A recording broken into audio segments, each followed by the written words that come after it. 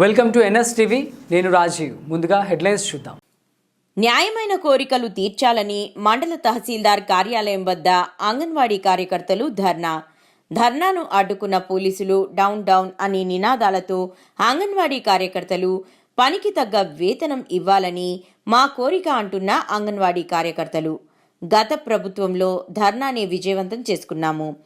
ఒక్కరోజు ధర్నాకు అనుమతి ఇవ్వని ప్రభుత్వం రైల్వే స్టేషన్లో తీవ్ర ఇబ్బందులకు గురైనాము అంటున్న అంగన్వాడీ కార్యకర్తలు కూటమి ప్రభుత్వం రాగానే అంగన్వాడీ కార్యకర్తలు న్యాయమైన హామీలు తీర్చుతామని చెప్పి గత ప్రభుత్వం చేస్తున్న తప్పులు ఈ ప్రభుత్వం చేయడం చాలా బాధాకరమని అన్నారు.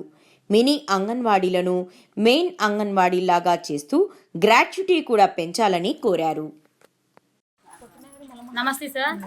కడప జిల్లా రైల్వే కొండాపురం మండలం యొక్క మండలం ఆఫీస్లో ఎంఆర్ఓ ఆఫీస్ దగ్గర నిరసనకి మేము ఈరోజు వచ్చినాం సార్. 10వ తేదీ చెల్లో విజయవాడ కార్యక్రమం ఉన్నింది నిన్న.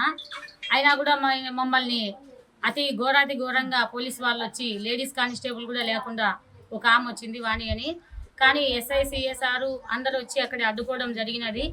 చాలా బాధాకరంగా ఉంది సార్ మాకు. ఎందుకంటే మేము సమ్మె చేసినప్పుడు మీరంతా వచ్చి నాయకులంతా మేముందామని భుజాలు తట్టి మద్దతు ఇచ్చినారు. కానీ ఏ ఒక్క మాట నిలబెట్టుకోలేదు సార్. మీరు ఖచ్చితంగా మన గౌరవనీయులైన నారా చంద్రబాబు నాయుడు మా యొక్క లేడీసు ఏం బాధలు పడుతున్నారో, ఏది పరిష్కారం అడుగుతున్నామో కొంచెమన్నా ఆలోచించాలి సార్. మీరు ఒక్కరోజు పర్మిషన్ ఇవ్వడానికి మీరు ఇంత సతమతలైనారు. మీరు ఏమన్నా సమస్యలు ఉన్నాయా రాండి అని గౌరవంగా పిలిచింటే బాగుండేదేమో. ఇంత ఘోరంగా పోలీసు వాళ్ళు పిలిపించి మమ్మల్ని రైల్వే స్టేషన్ దగ్గర ఈగల్లో దోమల్లో సరిగా ఫుడ్ లేక నైట్ అంతా అక్కడే ఉండిపోవడం జరిగినది.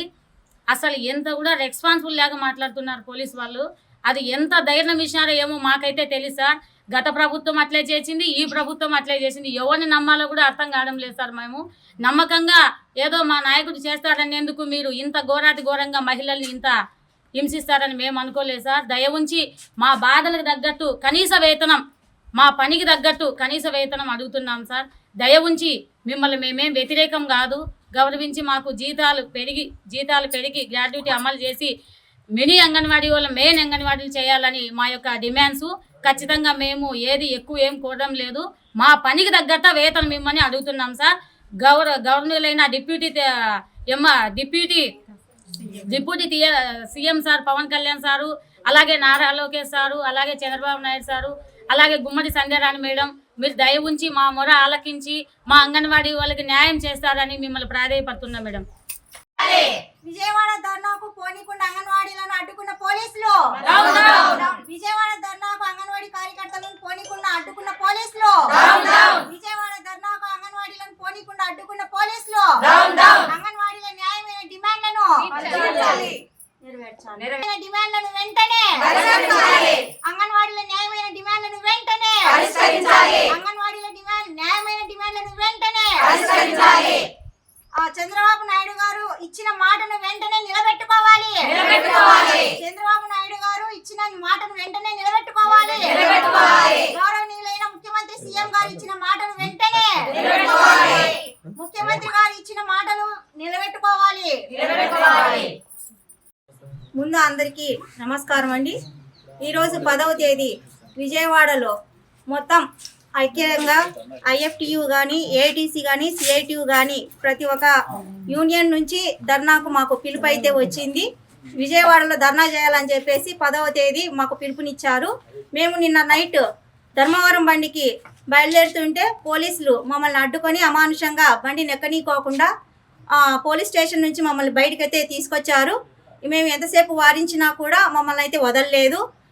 ఇది చాలా అమానుషంగా ఉందనేసి మేమైతే తెలియజేసుకుంటున్నాము.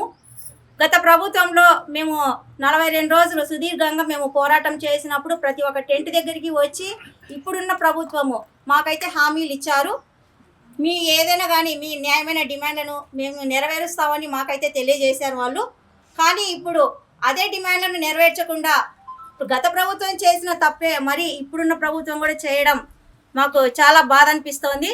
మేమేమి గొంతమ్మ కోరికలు ఎవరిని అడగడం లేదు. అసలు మా న్యాయమైన డిమాండ్లను మాకు జీతం పెంచుతామన్నారు, అది పెంచమన్నాము. గ్రాట్యుటీ అన్నారు, గ్రాట్యుటీ ఇంతకుముందు 1,25,000 అని గత ప్రభుత్వమే చెప్పింది. వీరైతే వీరొచ్చి ఇప్పుడు 1,00,000 రూపాయలే చెప్తున్నారు. మినీలను మెయిన్ చేయాలని చెప్పాము.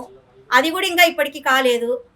ఇటువంటివి చాలా ఉన్నాయి. ఇటువంటివన్నీ మాకు వెంటనే తీర్చి ఏవైనా కానీ మేము అనుకున్న డిమాండ్లను మావి వెంటనే తీర్చాలని ఇప్పుడున్న ప్రభుత్వాన్ని, గౌరవనీయులైన ముఖ్యమంత్రి గారిని మేము మా అందరి తరపున కోరుకుంటున్నాను.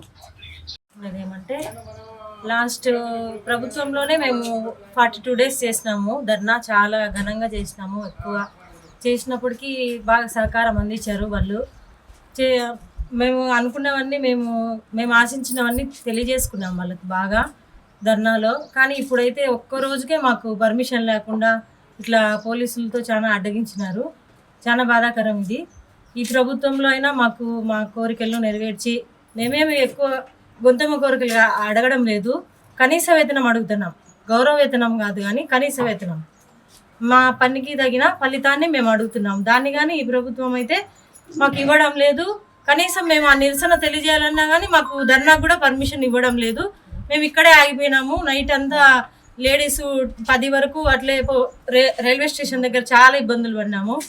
అస్సలు ఒక్కరిని కానీ ఎక్కనివ్వలేదు పోలీస్ వాళ్ళు వచ్చేసి మమ్మల్ని. ఇదైతే చాలా బాధాకరము. మేము వెళ్ళాలనుకున్నాము, కనీసం మా నిరసన మావి ఏమున్నాయి మా సమస్యలు తెలియజేసుకోవడానికి కానీ మాకు పర్మిషన్ ఇవ్వలేదంటే ఇది చాలా బాధాకరము. ఇప్పటి నుంచైనా మా బాధలు, మా నిరసనలు మాకు తెలియజేయడానికి అనుమతి ఇచ్చి, మేము ఈ ధర్నాల ద్వారా మేమేమనుకుంటున్నామో, మా బాధలు ఏంటో మీరు తెలుసుకోండి, మా కోరికలు మాకు నెరవేర్చమని ఈ గవర్నమెంట్ని మేమందరము అంగన్వాడీస్ అందరము వేడుకుంటున్నాం.